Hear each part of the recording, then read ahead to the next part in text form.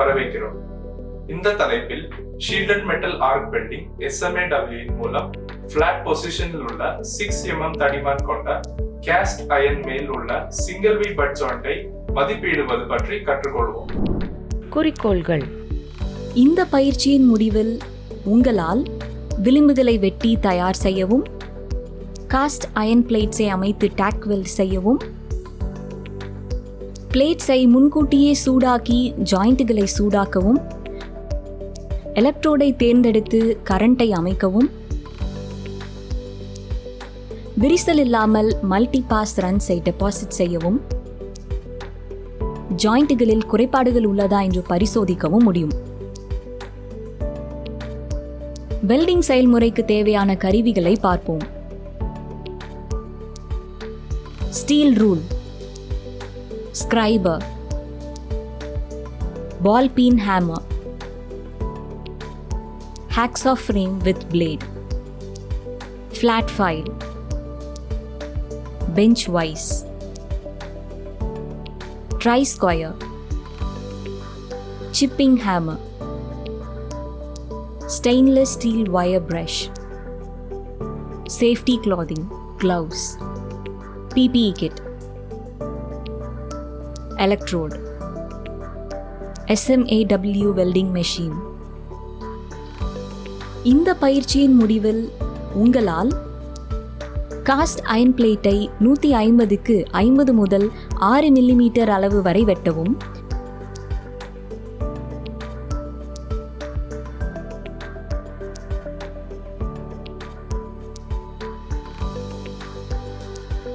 எட்ஜஸை தயாரிக்கவும், விளிம்புகளை மெஷினிங் அல்லது ஃபைலிங் மூலம் 30 டிகிரி கோணத்திற்கு பிவல் செய்யவும், 1.5 மில்லிமீட்டர் ரூட் ஃபேஸை பராமரிக்கவும், சரியான ரூட் கேப்புடன் காஸ்ட் அயன் பிளேட்ஸை அமைக்கவும்,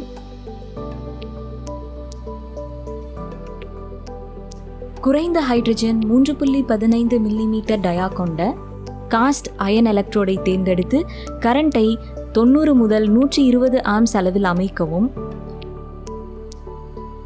ஜாயிண்ட்ஸை டாக் வெல்ட் செய்யவும், ஜாயிண்ட்டுகளில் குறைபாடுகள் உள்ளதா என்று பரிசோதிக்கவும் முடியும். இப்போது SMAW மூலம் பிளாட் பொசிஷனில் உள்ள 6 மில்லிமீட்டர் தடிமன் கொண்ட காஸ்ட் அயன் மேல் உள்ள சிங்கிள் வி பட் ஜாயிண்ட்டுக்கான செயல்முறை பற்றி கற்றுக்கொள்வோம்.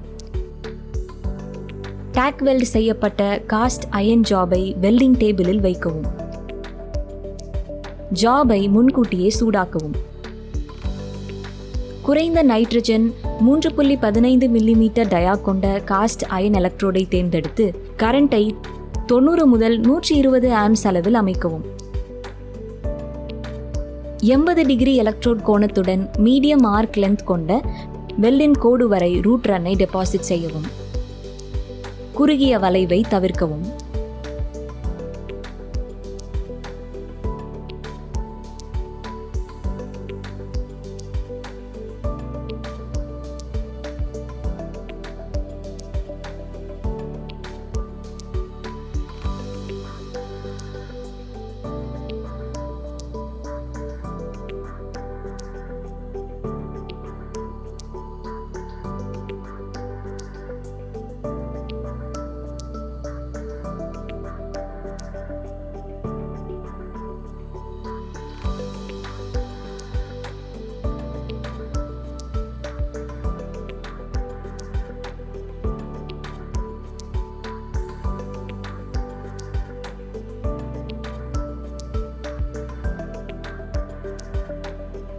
ரூட் ரன்னை வயர் பிரஷ் மூலம் சுத்தம் செய்யவும், செகண்ட் ரன்னை சற்று நெசவு இயக்கத்துடன் வைக்கவும், எலக்ட்ரோட் கோணத்தை வெல்டின் வரிக்கு 80 டிகிரியில் டெபாசிட் செய்யவும். காஸ்ட் அயனின் திரவத்தன்மை குறைவாக இருப்பதால் எலக்ட்ரோடை மெதுவான வேகத்தில் நகர்த்தவும். இது மோல்டன் மெட்டலை ஜாயிண்ட்டுக்குள் எளிதாக பாய செய்கிறது. செகண்ட் ரன்னை வயர் பிரஷ் மூலம் சுத்தம் செய்யவும். தேர்ட் ரன்னை லேசான நெசவு இயக்கத்துடன் வைக்கவும். எலக்ட்ரோட் கோணத்தை வெல்டின் வரிசையில் 80 டிகிரியில் டெபாசிட் செய்யவும். ஜாபை போஸ்ட் ஹீட் செய்யவும். உலர்ந்த மணல் அல்லது சாம்பலின் கீழ் ஜாபை வைத்து மெதுவாக குளிர்விக்க அனுமதிக்கவும். வெல்ட் மென்ட்டை வயர் பிரஷ் மூலம் சுத்தம் செய்யவும். காஸ்ட் அயன் ஜாயிண்டில் விரிசல்களை தவிர்க்க குறைந்த ஹைட்ரஜன் எலக்ட்ரோடுகளை பயன்படுத்தவும். இப்போது அயன் காஸ்ட் மீது சிங்கிள் வி பட் ஜாயிண்டை ஆய்வு செய்வதை பற்றி பார்ப்போம். சுருங்கிய குழிகள், வாயு குமிழ்கள் மற்றும் விரிசல்கள் ஆகியவை குறைபாடுகள். அதிக கார்பன் உள்ளடக்கம் காரணமாக கார்பன் வெல்டிங் உலோகம் மற்றும் வெப்பத்தால் பாதிக்கப்பட்ட மண்டலத்திற்கு இடம்பெயர்கிறது.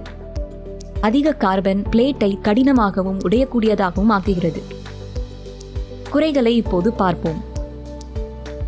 அண்டர்ஃபில்.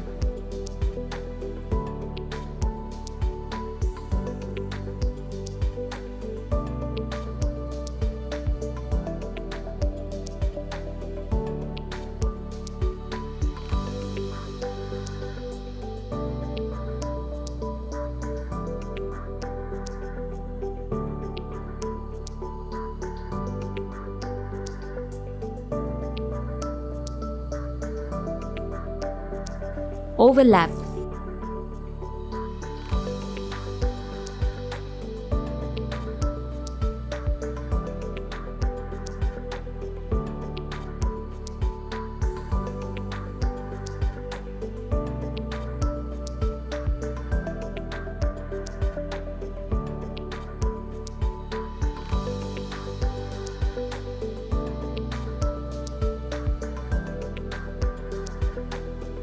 Cracks.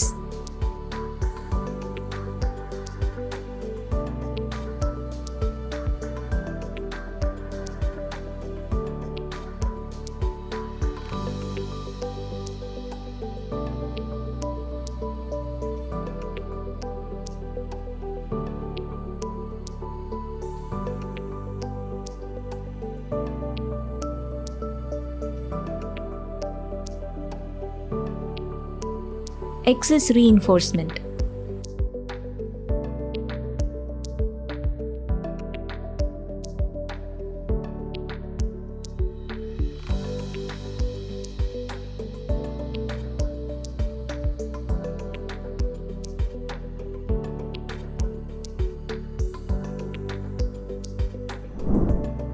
இந்த தலைப்பில் நீங்கள் கேஸ்ட் அயன் பிளேட்ஸை அமைத்து டேக் வெல்ட் செய்து எட்ஜ்களை தயாரிக்கவும்.